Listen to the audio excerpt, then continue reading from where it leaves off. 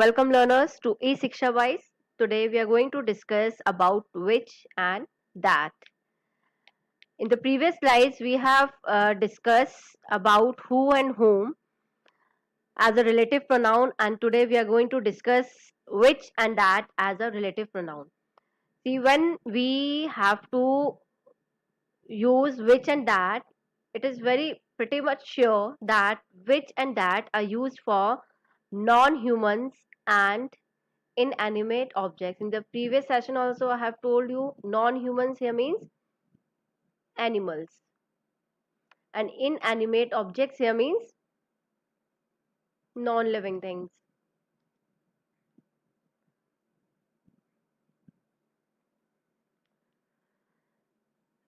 This is one example. This is the hotel that my father built, and the my bike which has a broken seat is in the garage.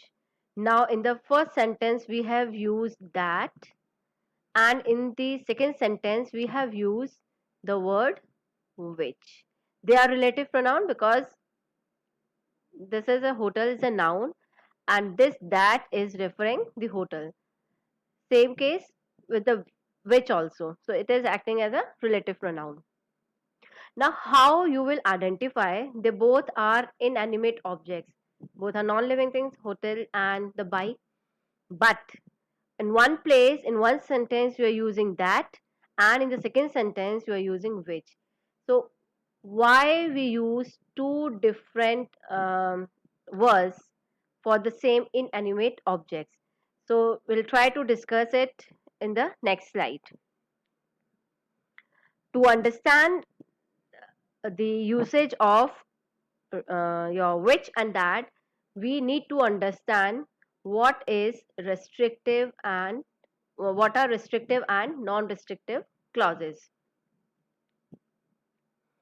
Non-restrictive clauses are basically not necessary to the meaning of sentence, which means if you will say some additional information when it's given in the sentence, it is considered as non-restrictive. For example, the bucket which is red has pears in it. If I remove this portion which is red, it is not going to affect the meaning of a sentence. The sentence will be the bucket has pears in it. So if you remove these three words in the sentence, these three words or this particular clause is considered as non-restrictive, which is, I must say, unnecessary, not required in the sentence. You can remove it. If I write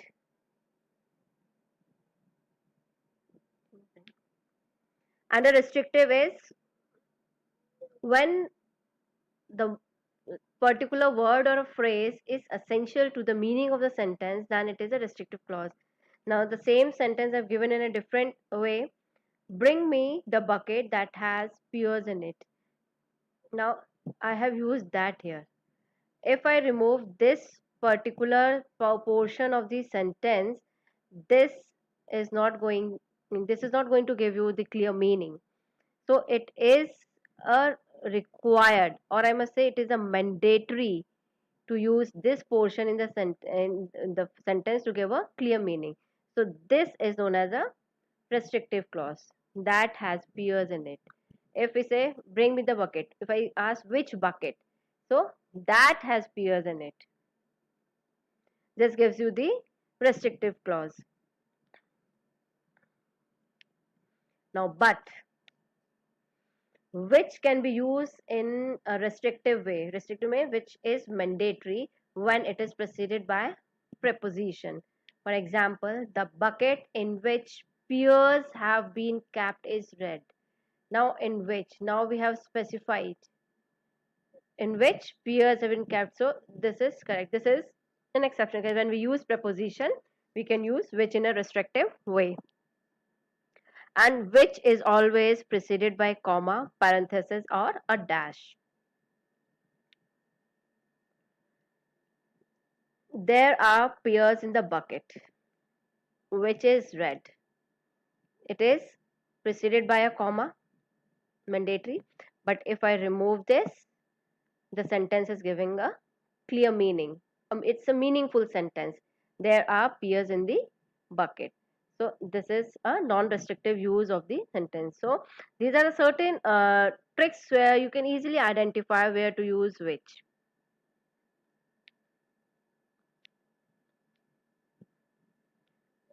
If broadly speaking, if I say which is used with the non-restrictive clauses, non-restrictive clauses here, when you remove it and the meaning of the sentence is not going to change, then we use which, and that is used for the restrictive clause.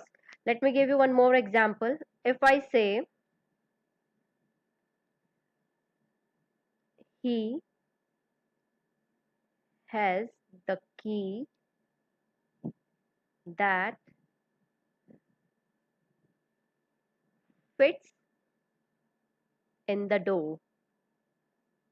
Here I have used that.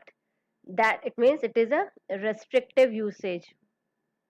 If I remove this portion, he has the key. Which key? That fits in the door. So this is a mandatory phrase, mandatory clause, which gives a meaningful meaning to the sentence. And if I write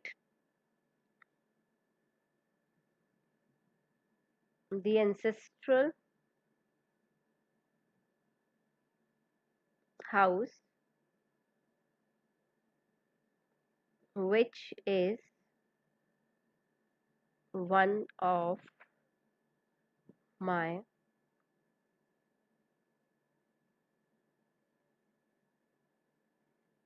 favorite holiday. Though the sentence is long, but it's actually helps you in understanding the concept. Is in dire need of renovation. Now I have written the ancestral house. Then I put this comma, which is one of my favorite holiday destinations. Is in dire need of renovation. If I remove this portion, first thing is I have put comma here, and if I remove this, it is not going to change the meaning. The ancestral house is in dire need of renovation. This is something additional information which I am providing in this sentence. So this is where we have to use the word which. And if it is a restrictive one, then you have to use that. Let's do this exercise which helps you in understanding it in a deeper way, but I've tried to confuse you. I've given put up some sentences in this where you have to put who also, which we have done in the previous session. Now let's do the first sentence. So in this sentence, Walden Pond was written in the mid 1800s, remains a popular book among romantic and individualistic Americans. Now see here you have comma. It means this is something additional information. So when you give some additional information, this is non-restrictive clause. So we'll put which. So now a sentence says one pond which was written in the mid 1800s remains a popular book among the romantic individualistic Americans. Next, she prefers to watch movie. Yes, that make her cry because this is a restrictive use. Which movie? That movie. Next is he bought all the books. Again, which books?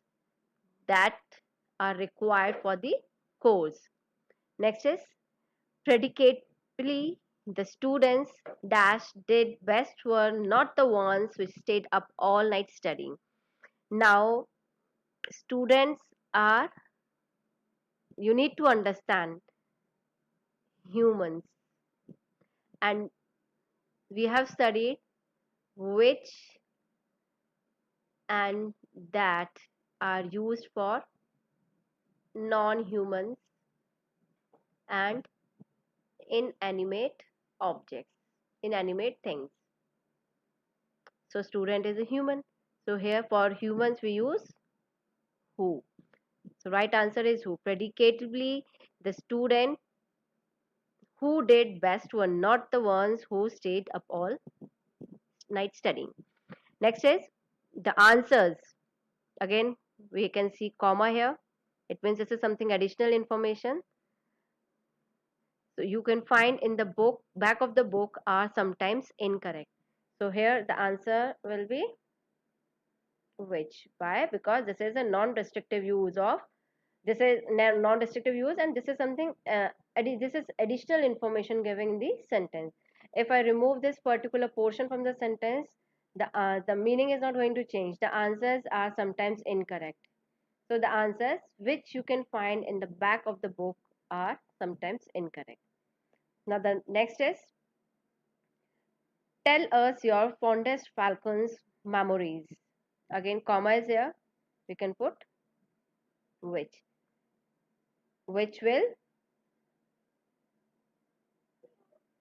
will hopefully be replaced soon. So I hope the concept of which and that is clear. In briefly, if I have to summarize, I just say which is used in a non-restrictive clauses, where if you remove those particular clause, it is not going to affect the meaning of a sentence, and that is used in a restrictive way, which means that is used in a sentences where the sentences cannot, like that particular portion cannot be removed. You have to use that particular portion, that particular clause is mandatory. So that is used in a restrictive way, and which is used in a non-restrictive way. Thank you. Do share, like and subscribe the channel.